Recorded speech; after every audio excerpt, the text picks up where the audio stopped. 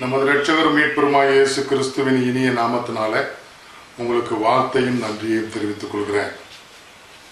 இந்த நவம்பர் மாதம் 25ஆம் தேதி காலை நேரத்துக்காக தேவனுக்கு நன்றி செலுத்துவோம். இந்த நாளின் காலை நேர வேத பகுதியாக எசேக்கியேல் தீர்க்கதரிசியின் புஸ்தகம் 24, 25, 26 ஆகிய 3 அதிகாரங்களையும், மாலை நேர வேத பகுதியாக அப்போஸ்தலனாகிய பேதுரு எழுதின 1ஆம் நிருபம் 2ஆம் அதிகாரத்தையும் வாசித்துக் கொள்வோம். இந்த நாளுக்குரிய தியான பகுதியாக அப்போஸ்தலனாகிய பேதுரு எழுதின 1ஆம் நிருபம் 2ஆம் அதிகாரம் 3ஆம் வசனத்தை வாசிக்கிறேன். புதிதாய் பிறந்த குழந்தைகளைப் போல திருவசனமாகிய களங்கமில்லாத ஞானப்பாலின் மேல் வாஞ்சையாயிருங்கள். புதிதாய் பிறந்த குழந்தைகளைப் போல திருவசனமாகிய களங்கமில்லாத ஞானப்பாலின் மேல் வாஞ்சையாயிருங்கள். பாருங்க, புதிதா பிறந்த குழந்தை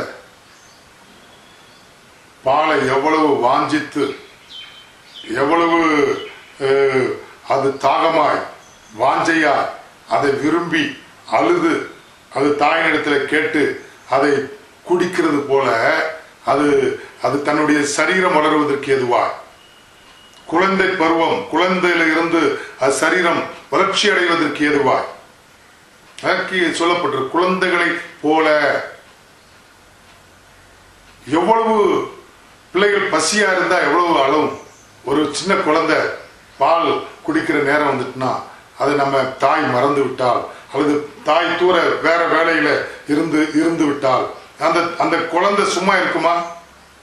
அந்த குழந்தை சும்மா இருக்குமா? ஏன்னா அப்போ அந்த குழந்தைக்கு என்ன பண்ணணும்? சரீரத்துக்கு அது பசியை ஆற்றுவதற்கு பால் அவசியம், அந்த ஆகாரம் அவசியம். அந்த பால் குடிக்க வேண்டும். குடித்தால் தான் அது வயிறு நிறைந்து திருப்தியாக அது அமைதலாக இருக்கும். அது அமைதலாக இருக்கிறது மட்டுமல்ல, அது வளர்ச்சி அடையும். அது எல்லா வளர்ச்சியும், எல்லா தேக வளர்ச்சியும் அடைவதற்கு அது தேவைப்படுகிறது. என் அன்பான தேவ பிள்ளையே, இன்று பேதுரு நம்மை பார்த்து, அப்போஸ்தலனாகிய பேதுரு உங்களையும் என்னையும் பார்த்து அவன் சொல்லுகிறது என்னவென்று கேட்டால், இயேசு கிறிஸ்துவை அறிந்திருக்கிற குழந்தைகளைப் போல இருக்கிற நீங்கள் இந்த இயேசு கிறிஸ்துவை அறிகிற அறிவில வளருங்கள். திருவசனமாய களங்கமில்லாத ஞானப்பாலின் மேல் வாஞ்சையாயிருங்கள். ஆண்டவருடைய வார்த்தையின் மேல் வாஞ்சை உள்ளவர்களாய், இந்த சின்ன குழந்தை எப்படி பாலை அது வாஞ்சித்து, அது மான்கள் நீரோடை வாஞ்சித்து கதறுவது போல, மான்கள் நீரோடைய வாஞ்சித்து கதறி ஓடி போய் அந்த நீரோடையில தன்னுடைய தாகம் தீர்ப்பது போல, குழந்தைகள் தன்னுடைய பசி ஆறுவதற்கு ஏதுவாய், தன்னுடைய வாஞ்சை தீர்வதற்கு ஏதுவாக அழுது தன்னுடைய தாயினிடத்துல பாலை குடிக்கிறது போல, என் அன்பான தேவ பிள்ளையே, நாம் தேவனை அறிகிற அறிவிலே அந்த மான் தன்னுடைய சரீரத்துல வளர்ச்சி அடைவதற்கு, தன் சரீரத்துல தேவைக்காக அது அந்த நீரோடையை வாஞ்சித்து ஓடுகிறது.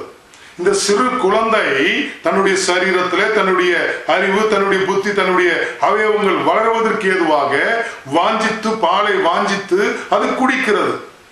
அது போல என் அன்பான தேவ பிள்ளையே, இயேசு கிறிஸ்துவை அறிகிற அறிவிலே, இயேசு கிறிஸ்துவை பற்றி அறிந்து கொள்வதற்கு ஏதுவாக நம்முடைய சரீரத்தில் இருக்கிற, நம்முடைய சரீரத்துக்காக அல்ல, நமக்குள் இருக்கிற ஆவி ஆத்துமா பலன் பெறும்படியா, ஆவி ஆத்துமா இயேசு கிறிஸ்துவை பற்றி முழுமையாய் அறிந்து கொள்ளும்படியா, இயேசு கிறிஸ்துவின் நற்குணங்கள் நம்மிலே காணப்படுவதற்கு ஏதுவா, இயேசு கிறிஸ்துவை அறிகிற அறிவிலே வளர்வதற்கு ஏதுவாக திருவசனமாகிய களங்கமில்லாத ஞானப்பாலின் மேல் வாஞ்சையாய் இருக்க வேண்டும் என்று சொல்கிறார்.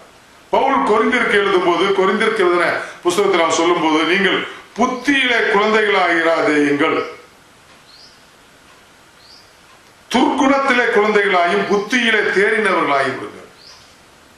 அநேகர் இன்னைக்கு இயேசு கிறிஸ்துவை அறிகிற, தேவனை அறிகிற பக்தியின் ரீதியில குழந்தையாயிருக்கிறார்கள். குழந்தையை போல, குழந்தை செய்கிறது போல செய்கிறார்கள். புறமோஸ்தர்களை பார்த்தீங்களா? குழந்தை செய்கிறது போல செய்வார்கள்.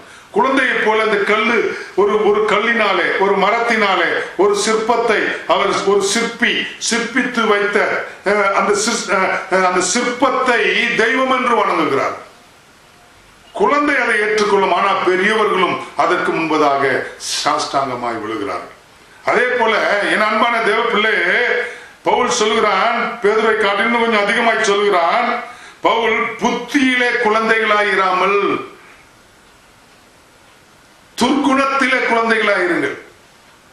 புத்தியில குழந்தைகளா இருக்கக்கூடாது, புத்தியில தேறினவர்களாக இருக்க வேண்டும். கெட்ட காரியங்கள் செய்கிறதுல குழந்தைகளாயிருங்க. குழந்தைக்கு கெட்ட காரியம் செய்ய தெரியாதுல்ல, குழந்தைக்கு நல்லது எது கெட்டது எது செய்ய தெரியாது, அதுக்கு அறிய தெரியாது அல்லவா? அதே போல நாமும் ஆவிக்குரிய ஜீவியத்துல தேறினவர்களாக இருக்க வேண்டும். இயேசு கிறிஸ்துவை அறிகிற அறிவுல தேறினவர்களாக இருக்க வேண்டும். நன்மை செய்வதில் தேறினவர்களாக இருக்க வேண்டும். தேவனுக்கு ஊழியம் செய்வதில் தேறினவர்களாக இருக்க வேண்டும். பிறருக்கு உதவி செய்வதில் தேறினவர்களாக இருக்க வேண்டும். துர்குணத்திலோ குழந்தைகளாக இருக்க வேண்டும்.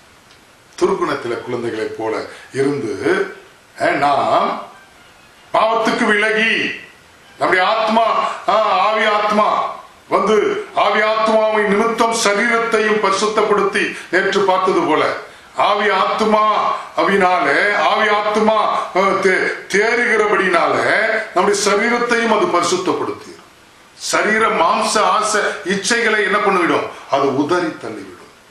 அது உதறி தள்ளி துர்குணம். துர்குணம் என்று சொல்லும் போது பேதுரு அழகா சொல்கிறார், துர்குணம் கர்த்தர் தயவுள்ளவர் என்பதை நீங்கள் ருசி பார்த்ததுண்டானால் சகல துர்குணத்தையும் சகலவிட கபடத்தையும் வஞ்சகங்களையும் பொறாமைகளையும் சகலவிட புறங்கூறுதலையும் ஒழித்து விட்டு இப்படிப்பட்ட காரியத்திற்கு என்ன பண்ணணும்? இப்படிப்பட்ட துர்குணத்திற்கு என்ன பண்ணணுமா? குழந்தையா இருக்க வேண்டும் என்று பவுல் சொல்லுகிறார். பேதுரு சொல்லும்போது இப்படிப்பட்ட காரியங்களுக்கு நீங்க விட்டு விலகி திருவசனமாகிய ஞானப்பா களங்கம் இல்லாத ஞானப்பாலின் மேல் வாஞ்சையாயிருங்கள் என்று சொல்லுகிறார். இங்கே பவுல் அவைகளை விட்டு விலகி பரிசுத்தமாய் வாழுங்கள் என்று சொல்லுகிறார். நான் குழந்தையா இருந்த போது குழந்தையை போல பேசினேன், குழந்தையை போல சிந்தித்தேன், குழந்தையை போல யோசித்தேன். நான் புருஷனான போதோ குழந்தைக்கேற்றவைகளை ஒழித்து விட்டேன். பவுல் சொல்கிறார். 1 கொரிந்தியர் 13ஆம் அதிகாரம் 11ஆம் வசனம், 1 கொரிந்தியர் 14ஆம் அதிகாரம் 20ஆம் வசனம். பவுல் அழகாக சொல்கிறார், நான் புருஷனான பொழுதோ குழந்தைக்கேற்றவளை ஒழித்து விட்டேன், குழந்தைக்கேற்றவளை ஒழித்து விட்டேன்.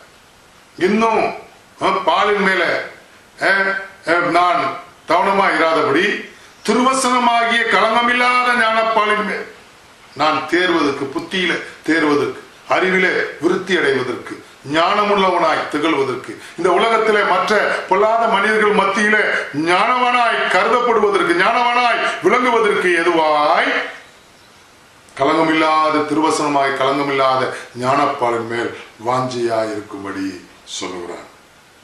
என் அன்பான தேவ பிள்ளைய, எத்தனை பேர் இது விரும்புறீங்க? எத்தனை பேர் நீங்க வேலை செய்யற ஸ்தலத்துல, படிக்கிற இடத்துல, அல்லது நீங்க செய்கிற உங்களுடைய வியாபாரத்துல மற்றவர்களை காட்டிலும் ஞானமுள்ளவளாய் திகழ வேண்டும் என்று விரும்புகிறீங்க? இன்று ஆண்டவரை பற்றி பிடித்துக் கொள்ளுங்கள். பரிசுத்தமாய் திருவசனமாகிய களங்கமில்லாத ஞானப்பாலின் மேல் வாஞ்சையும் கவனமாக இருந்து அதை எடுத்து வாசிங்க, ஜெபிங்க. கர்த்தர் உங்களை ஞானமுள்ளவளாய் மாற்றி ஆசீர்வதித்து கனப்படுத்தி மேன்மைப்படுத்துவார். எங்கள் நல்ல பிதாவே, இந்த காலை நேரத்துக்காக நன்றி செலுத்துகிறேன். எங்கள் பிள்ளைகளோடு கூட கர்த்தாவே குழந்தைகளைப் போல ஞானப்பாலின் மேல் வாஞ்சையாயிராமல் ஆண்டவர் களங்கமில்லாத திருவசனமாகிய ஞானப்பாலின் மேல் வாஞ்சையாயிருங்கள் என்று அப்போஸ்தலனாகிய பேதுரு சொன்ன வார்த்தையிலிருந்து எங்கள் பிள்ளைகளோடு கூட இடைப்பட்டு எங்கள் பிள்ளைகளை ஞானமுள்ளவர்களாய் மாறுவதற்கு ஏதுவாய் உங்களுடைய திருவசனத்தை எடுத்து வாசித்து ஆண்டவரை களங்கமில்லாத ஆண்டவர் திருவசனத்தை, ஞானப்பாலாகிய திருவசனத்தை ஆண்டவரை குடித்து புசித்து தியானித்து ஆண்டவரே அதன்படி நடந்து ஞானவான்களாய் திகழ, ஞானவாளிகளாய் திகழ, மற்றவர்கள் மத்தியில கனம் பெற எங்கள் பிள்ளைகளுக்கு உதவி செய்து எங்கள் பிள்ளைகளை நடத்தும்படியா பரிசுத்தமாய் வாழ கிருபை செய்யும்படியா ஜெபிக்கிறேன். ஆசீர்வாதம் இயேசுவின் மூலம் ஜெபிக்கிறேன் எங்கள் நல்ல பிதாவே, ஆமென்.